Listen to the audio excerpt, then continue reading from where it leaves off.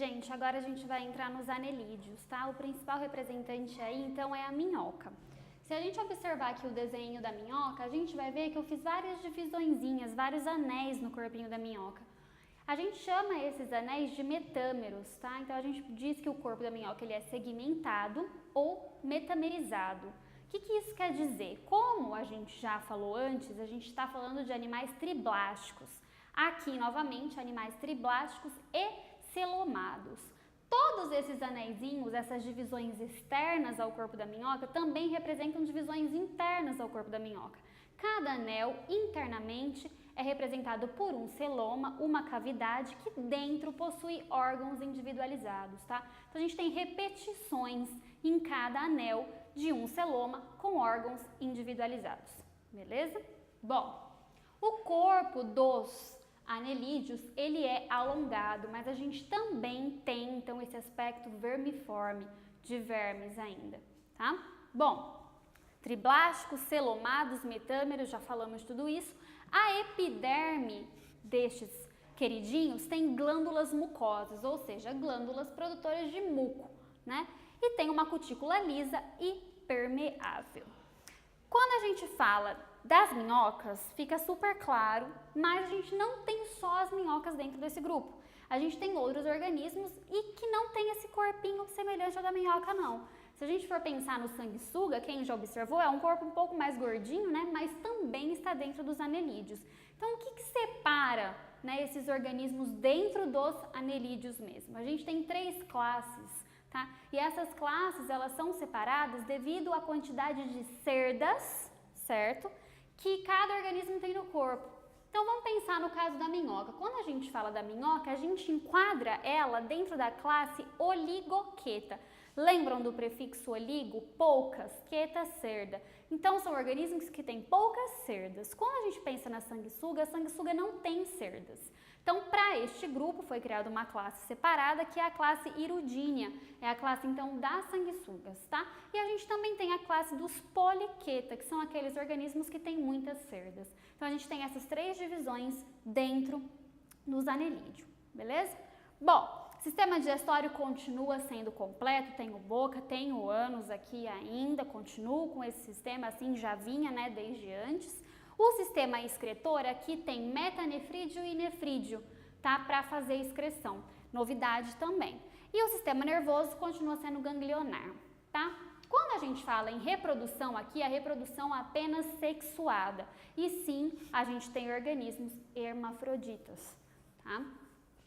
Coisas que eu quero que vocês prestem muita atenção. O sistema circulatório aqui é fechado, tá? Então, eu tenho circulação dentro de estruturas, tá? Por isso, o sistema circulatório fechado. E, muito legal, assim como nós, os anelídeos têm o pigmento hemoglobina dissolvido no plasma, tá? Bom, a respiração pode ser de 2 formas. Pode ser pela pele, então respiração cutânea, ou por brânquias, respiração branquial. Tá? Porque a gente tem que lembrar que a gente tem anelídeos em vários tipos de ambientes, beleza? Bom, para os anelídeos essas são as características principais. Bom, gente, então vamos começar a partezinha legal da zoologia. A gente entra no primeiro grupo bacana, que são os moluscos, cheio de verme, nem eu aguento mais. Então vamos para os moluscos, tá? Quando a gente pensa em molusco, caracolzinho é a primeira coisa que vem à nossa mente. Vamos dar uma olhada nas divisões corpóreas desse caracol. A gente tem uma região que a gente chama de cabeça, né, cefalizada. A gente tem uma região que é chamada de pé e a massa visceral. Na cabeça, a gente vai ter aquelas estruturas que realmente estão relacionadas aos sentidos, tá? Então, a gente vai ter olhos, a gente vai ter tentáculos, a parte mais sensível mesmo, tá? No pé, realmente, a estrutura que fica em contato, né, com o chão. E a massa visceral, a região onde nós encontraremos a maioria dos órgãos deles, certo? Bom, eles são animais de corpo mole, isso é uma característica, assim, gritante para os moluscos. E para que haja proteção desse corpo mole, então, eles podem apresentar conchas, certo? Então, essas conchas, elas podem estar externas ao corpo do animal, quando a gente fala, por exemplo, do caracol, ou podem estar internas ao corpo do animal, quando a gente fala, por exemplo, da lula, certo? Bom, quando a concha é externa, está externa ao corpo do animal, ela pode ser uma única concha, e a gente vai dizer que é univalve, Ou a gente tem duas conchinhas, certo? Lembram quando a gente abre a concha? São dois lados, então a gente fala que é bivalve. Isso são classificações também, tá? Dentro dos moluscos. Vamos para as outras características mais gerais. Sistema digestório completo, boca e ânus. Sistema circulatório, aqui a gente tem coração e a gente tem sangue circulando, tá? Isso é novidade.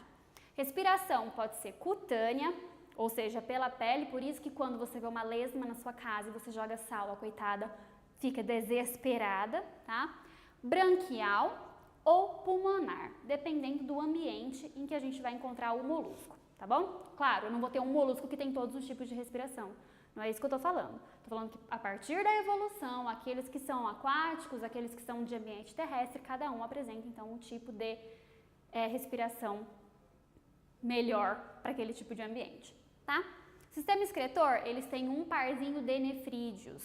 Reprodução sexuada, aqui continua assim, e o sistema nervoso também é ganglionar. Bom, gente, então lá nos plateumintos eu tinha deixado de falar do ciclo, né, do esquistossoma mansoni, que eu falava que tinha como hospedeiro intermediário, então, um caramujo. Como o caramujo faz parte aqui dos moluscos, eu deixei para falar aqui, tá? O que acontece nesse ciclo é o seguinte, a gente tem o caramujo sendo infectado pela fase larval, então, do esquistossoma mansoni. Dentro do caramujo, essa larva vai mudar de morfologia, tá? E vai ser liberada em ambiente aquático.